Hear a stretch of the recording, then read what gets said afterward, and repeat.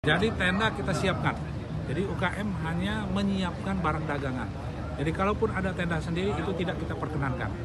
Karena untuk keseragaman, untuk kerapian kita siapkan. Jadi para UKM hanya menyiapkan meja, menyiapkan barang dagangan. Itu secara gratis disiapkan ke Pak? Secara gratis. 300 tadi Pak ya? Tenda sekarang ini kita siapkan sekitar 130. Satu tenda itu bisa untuk 2 tenan. 2 tenda. Ya, Tenda 2. 3 kali 2.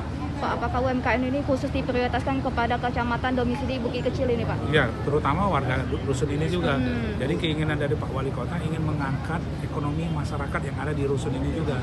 Jadi dengan adanya pertumbuhan ekonomi di sini, masyarakatnya diharapkan bisa sejahtera di rusun ini.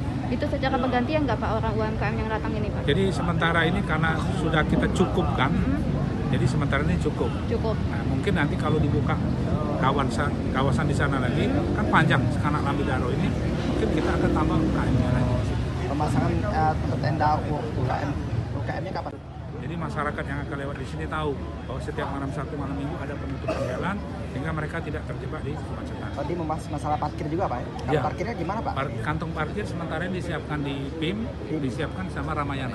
Tim dan Untuk Ramayana. harga tarif parkirnya itu sesuai dengan harga tarif yang di dalam PIM itu atau gimana itu Pak? Ya, Harga jadi tarif. kita menyesuaikan ikut mereka. Pengelola Kalaupun dari nanti parkir PIM. ada tempat parkir lain, kantong parkir itu akan dikoordinasikan dengan Disub. Disub lah yang punya ranah untuk mengatur ini.